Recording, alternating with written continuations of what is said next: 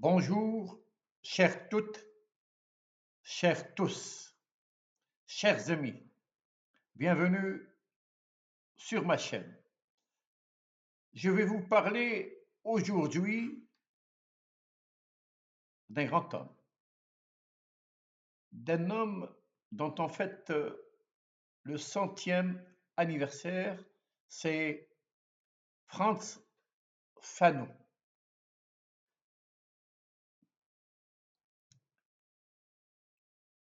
L'année dernière,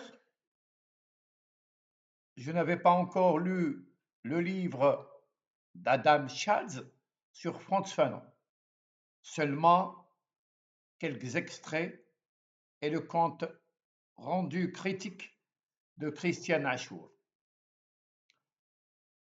J'en avais parlé sur Facebook. Cela m'avait suffi pour percevoir une tendance révisionniste. On attaquait Sartre en le confrontant à Camus, on marginalisait Édouard Saïd et l'on remettait en cause les études décoloniales et post-coloniales. J'avais préféré prendre du recul, mais je voyais bien que Fanon devenait la cible d'un discours qui nie la légitimité de la violence anticoloniale, pourtant essentielle dans le contexte de domination. J'en parle d'ailleurs dans mon ouvrage L'Algérie, paroles d'intellectuels, d'écrivains et d'artistes, paru chez Amazon en 2023. C'est un ouvrage de 470 pages où je reviens longuement sur les lectures décoloniales, les dérives révisionnistes et les enjeux politiques qui entourent la réception de Fanon aujourd'hui. Aujourd'hui, après avoir relu Fanon, après avoir relu Josy, après avoir écouté à plusieurs reprises Olivier, notamment à Tarf, à l'est de l'Algérie, après avoir revisité les témoignages de Pierre et Claudine Chollet, de Reda Melk, de Mohamed Yazid, de Mohamed El-Mili, qui l'ont très bien connu, je vous propose un voyage dans la vie, la pensée, les combats, les blessures et les fulgurances d'un homme qui a changé le monde.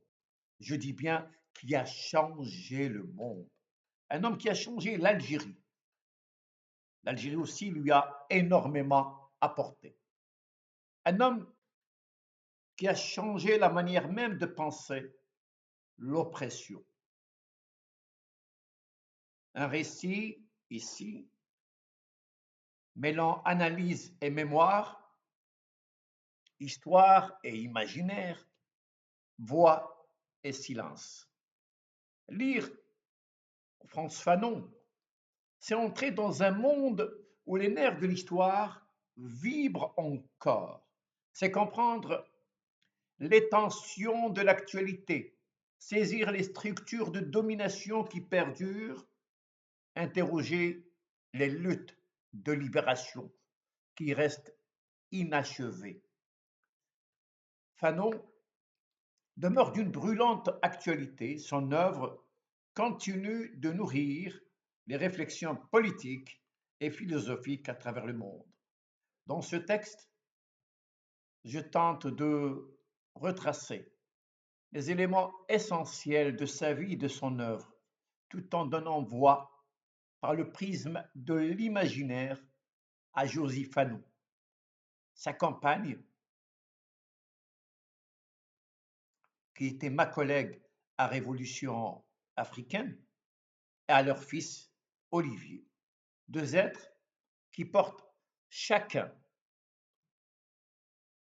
à leur manière. La mémoire d'un homme incandescent. Fanon, né en 1925 à Fort-de-France, un jeune homme brillant, fils d'un inspecteur des douanes et d'une mère alsacienne, rien ne le prédestinait à devenir l'un des penseurs les plus audacieux du XXe siècle. Mais l'histoire parfois choisit ses enfants. Et Fanon en est un. En 1943, il s'engage dans la résistance française. Il croit à l'universalisme, à la liberté, à l'égalité. Il croit à la France de Jules Vallès. Il croit à la fraternité. Puis, il découvre l'envers du décor. Josie, dans mon imaginaire, raconte, il est revenu de la guerre avec un regard brisé. Il avait vu la haine dans les yeux de ceux qui parlaient de liberté. Il avait compris que l'universalisme n'était pas pour lui. Ce moment fracture sa perception du monde. Il comprend qu'il n'est pas un citoyen mais un colonisé. Il comprend que le racisme n'est pas un accident mais une structure. Il rompt alors avec l'image idéalisée de l'Europe. Il rompt avec le slogan appris à l'école, nos ancêtres, les Gaulois. Je suis, écrit-il, un descendant d'esclaves. Et cette phrase devient une libération. En 1953, Fanon arrive à l'hôpital psychiatrique de Blida. C'est là que tout bascule. Pierre Chollet, témoin direct, déclare, raconte. Fanon comprit immédiatement que le colonialisme façonne les maladies mentales. Il voyait dans chaque symptôme une blessure politique. Il refuse les chaînes, il refuse les cellules, il refuse la psychiatrie coloniale d'Antoine Porot, héritier des théories racistes de Gobineau. Il invente une autre psychiatrie, une psychiatrie de la dignité. Le musicien algérien qu'il a accompagné à Blida, Abdelrahman Aziz, se souvient. Il me demandait de chanter pour les passions. La musique devenait une thérapie. Les malades répétaient avec moi.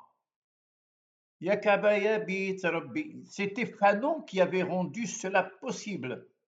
Fanon observe, écoute, apprend l'arabe, comprend les mythes, les rites, les douleurs. Il sait que pour soigner, il faut d'abord restituer l'humanité volée. En 1956, Fanon démissionne. Il écrit une lettre fabuleuse, émouvante, qui est un acte de guerre. Je ne peux plus soigner dans un système qui rend les hommes malades. Il rejoint le FLN, il devient rédacteur d'El Moudjahid, le journal de la lutte de libération.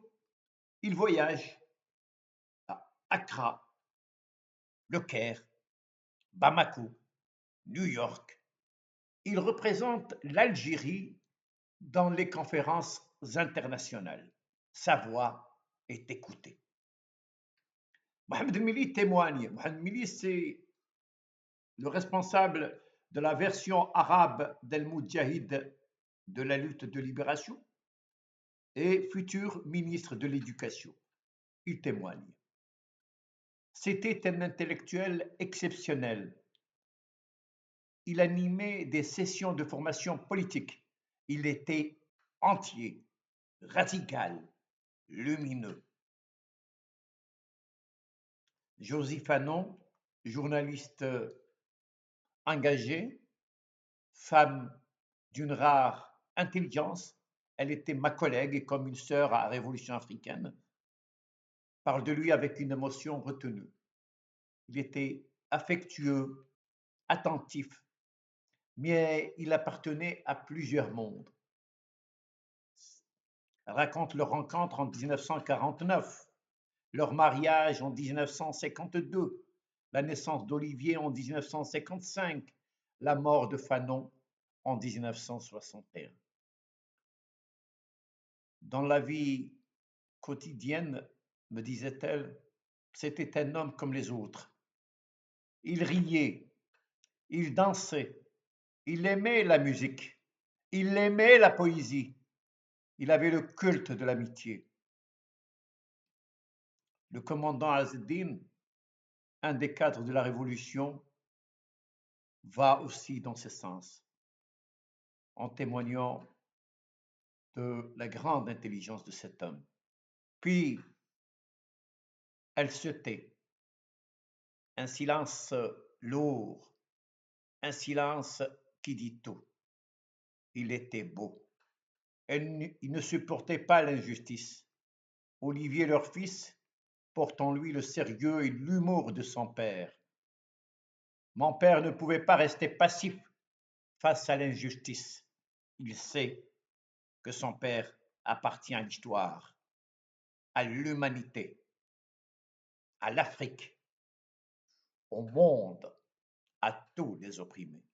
Fanon écrit, la colonisation est une négation systématisée de l'autre.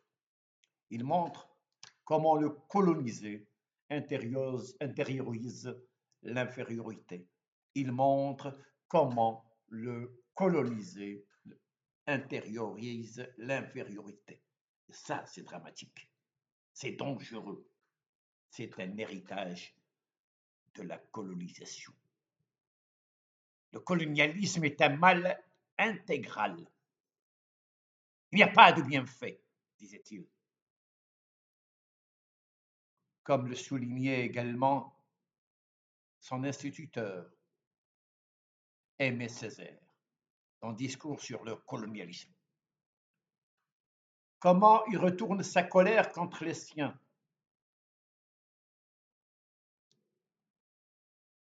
Comment la violence coloniale engendre la violence libératrice? Il écrit dans Les damnés de la terre, quittons cette Europe qui n'en finit pas de parler de l'homme tout en le massacrant partout où elle le rencontre. Il y a aujourd'hui l'Irak, la Libye, la Syrie et bien d'autres pays, le Congo, le Rwanda. Fanon voit venir les États faillis, les bourgeoisies compradores, les élites corrompues.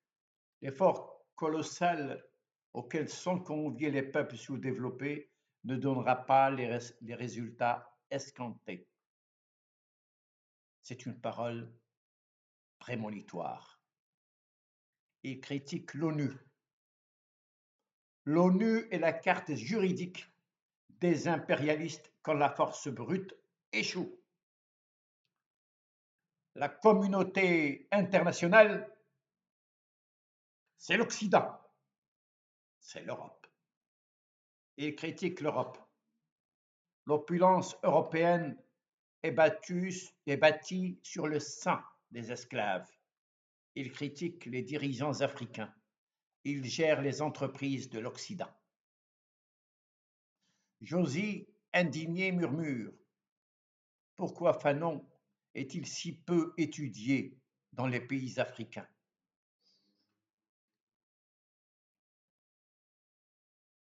En 61,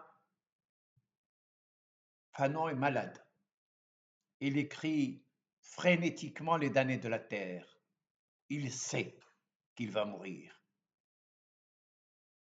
Mais ceux qui l'ont connu savaient que lumière ne s'éteint pas, ne s'éteint jamais. Simone de Beauvoir raconte: cette nuit, ils m'ont mis dans la machine à laver, disait-il à Josie. Il refuse d'être soigné à Washington. Il exige d'être enterré en Algérie, à Ain el-Kerma, pas loin d'El-Qala, à la frontière tunisienne. Des combattants escortent sa dépouille. On entonne l'hymne national Qassaman. Josie refuse qu'on déplace son corps à Alger, à Al-Alia. À Ain el-Kerma, on refuse aussi, on dit c'est notre enfant, il restera avec sa famille. Fanon n'est pas un souvenir, il est une boussole, une brûlure, une lumière.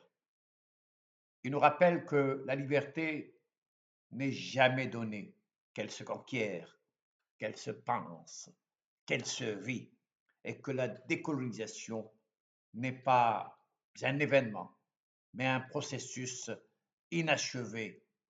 Fanon a raison. Fanon a raison. Et merci.